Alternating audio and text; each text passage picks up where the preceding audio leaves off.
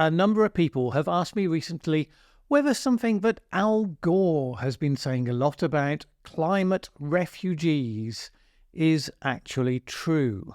Here's one thing they say: if we don't take action, there could be as many as 1 billion climate refugees crossing international borders in the next several decades. Well, a few million has contributed to this wave of populist authoritarianism and dictatorships and so forth. What would 1 billion do? We can't do this. Now, obviously, the idea of 1 billion people, 1/8 of the current world population, 1 billion becoming cross-border refugees would be huge. And within the next couple of decades, that really would start to qualify as the sort of catastrophe that some people have been talking about for a while. But what is the basis for those claims, and how realistic are they? That's what we're going to talk about in this video. Now, regular viewers will know I've examined claims about climate change from both sides on this channel.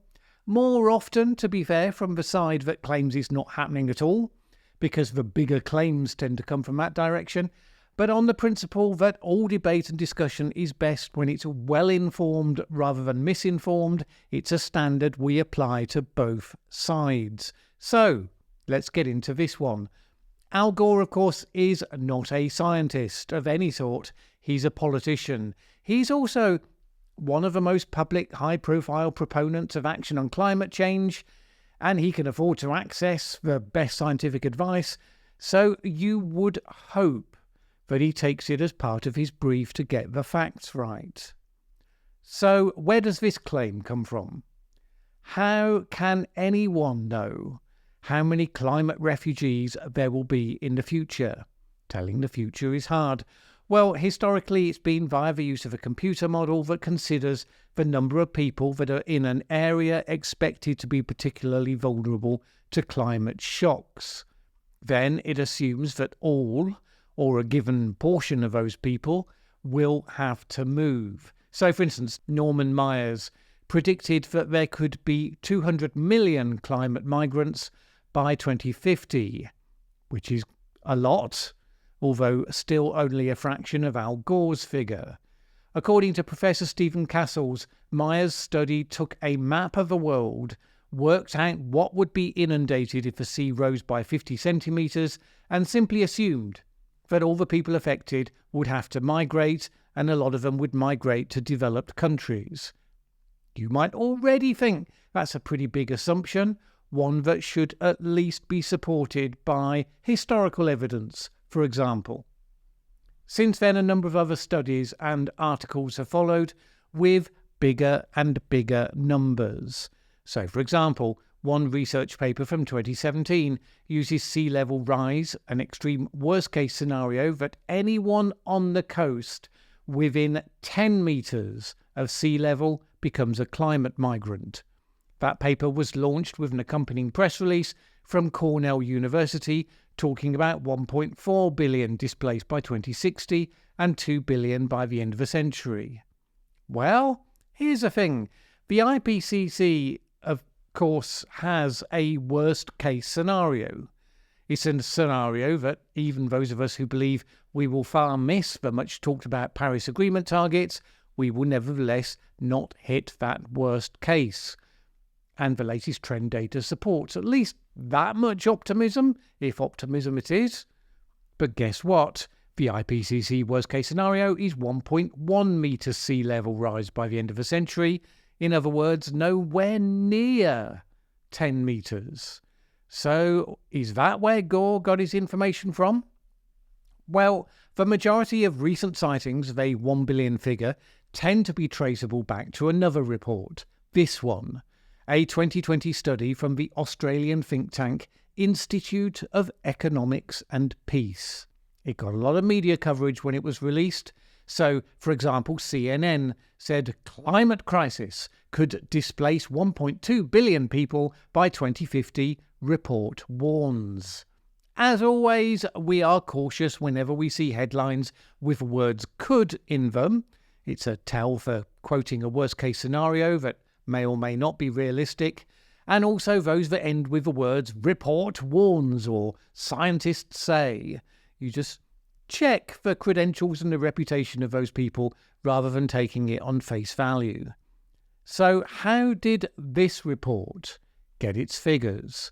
The IEP looks at stats on water scarcity, food security, the likelihood of natural disasters and other markers to rate countries in terms of their vulnerability to climate change. It found that over 1 billion people live in countries with the lowest resilience and the highest exposure to climate shocks. Now let's be clear, that finding is not meaningless in any way. It highlights that a lot of people are likely to face genuine challenges in the coming decades with the changes that are coming their way. But even the press release of the report made it clear that, quote, not all of these people will be displaced, although it said it is likely that a large number of them will be. Indeed, the report suggested that some countries could effectively disappear. And no, I don't mean the tiny island nation of Tuvalu, I mean countries like Pakistan and Iran, which it suggests could see whole populations leave. Now, the report just talks about displacement. It doesn't say where people might go. I said this report was the most recently influential. So, for example, it was quoted by the European Parliament Research Service used by MEPs. The insurance company Zurich quotes the IEP report. The Journal of Global Health quotes the IEP report. But are the presumptions behind these kinds of reports as solid as people are suggesting that they must be? Well, statisticians and other researchers have come up with a number of objections. We know from research, they say, that people will try to stay for as long as they can. Everyone is attached to their home. They hope, initially, at least, that the problems will be temporary or, at worst, intermittent, and they'll be able to stay where they are and find a way to make it work. But also, from recent history, we know that people, if they are forced to move, will aim to move the smallest possible distances and with the least cultural variation. I mean, a lot of stuff happens in the world and a large number of people are displaced every year for a variety of reasons. According to the Internal Displacement Monitoring Centre, there were 32 million displacements in 2022. That was internal migrants, not migrants crossing borders. The second problem is that migration is actually pretty expensive. The impact of climate change is likely to make the poorest people poorer, making it harder for them to migrate, even if they wanted to. So you can see that the most vulnerable are likely to get caught in a trap on that one, which is no cause for celebration, let's be clear. The third problem, there are many reasons why people do decide to migrate, and it's pretty difficult to disentangle those reasons purely from the idea of climate migration.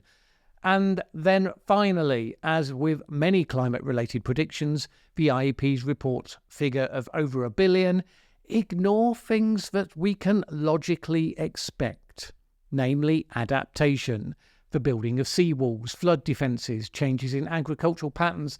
None of the models take those factors into account. Don't take that as a get-out-of-jail-free card. Adaptation is not cheap. In many locations, it's not easy, sometimes not possible. But a lot of money is being spent right now and will certainly be spent in the future, helping some of these places to remain habitable. So the outcome of that is that while a lot of people might well end up being displaced, horrible and difficult as that will be, no mistake, mostly they'll be moving within their own country, and the real problems will be those who can't afford to move. So, is it the IEP report with all those criticisms specifically that Gore is referencing? And if not, do those figures have anything different to what we've looked at? Gore doesn't often reference specific papers. I mean, he's usually talking in speeches and interviews, not writing referenced articles as such. But he did reference an editorial in The Lancet for the 1 billion figure. And indeed, here is the editorial in The Lancet that makes the claim: the UN estimates that there could be as many as 1 billion climate migrants by 2050. Now, there's no reference given. It does separately reference the UN's International Organization for Migration's 2020 report. This says this: anthropogenic climate change is expected to increasingly affect migration and other forms of people moving to manage these changing risks. And the report then goes on to give a potted history of this issue that, you have to say, rather contradicts the Lancet claim. So it says this: since the end of the 20th century, there have been estimates of the future numbers of people who will move due to climate change. Myers, 1993, Stern et al., 2006, for instance. While policy circles may embrace such estimates, academia has been critical of the assumptions necessary to produce models, in particular the lack of consideration given to non-migratory adaptation measures, Gemen 2011.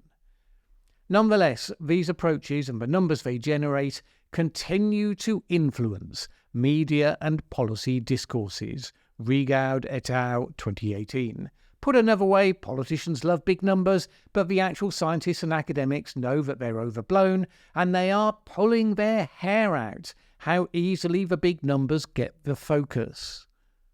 The last reference, by the way, Rigaud et al., 2018, forecast that over 143 million people in sub-Saharan Africa, South Asia and Latin America will be forced to move within their own countries by 2050 as a result of slow onset climate change alone.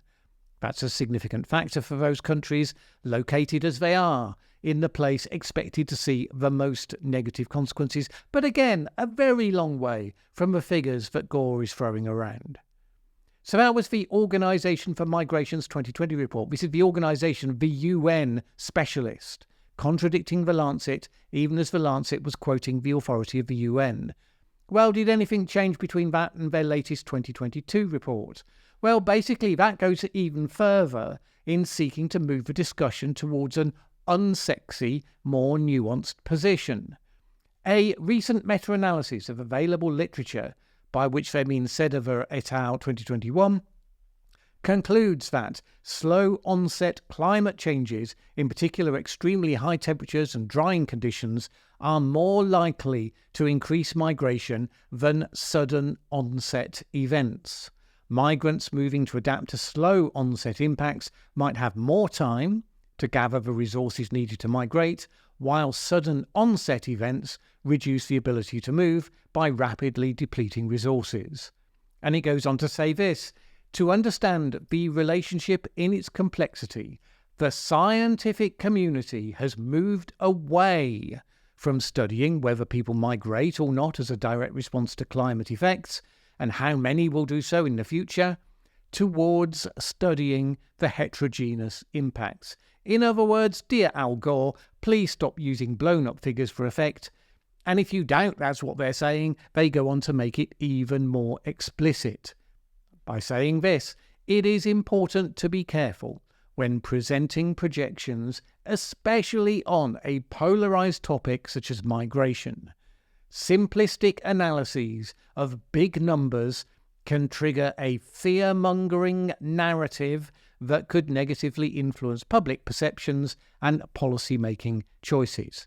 That's what the UN specialist body now says.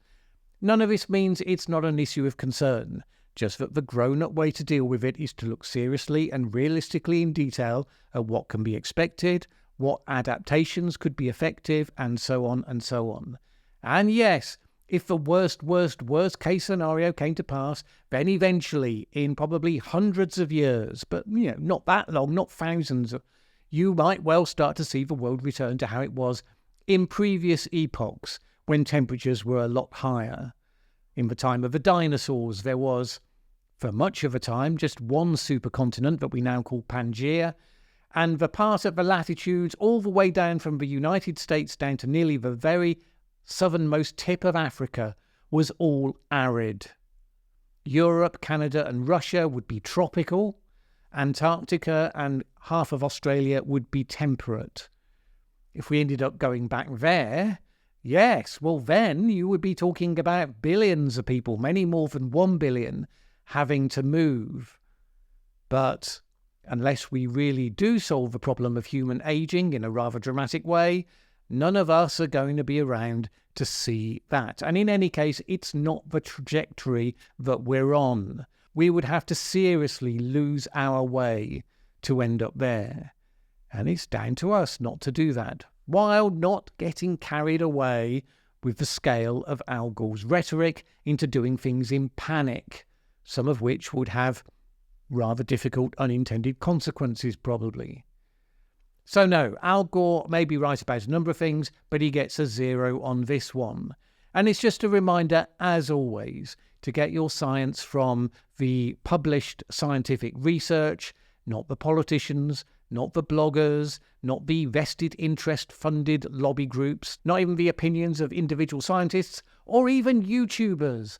Always check their sources. Mine are given in the video description below.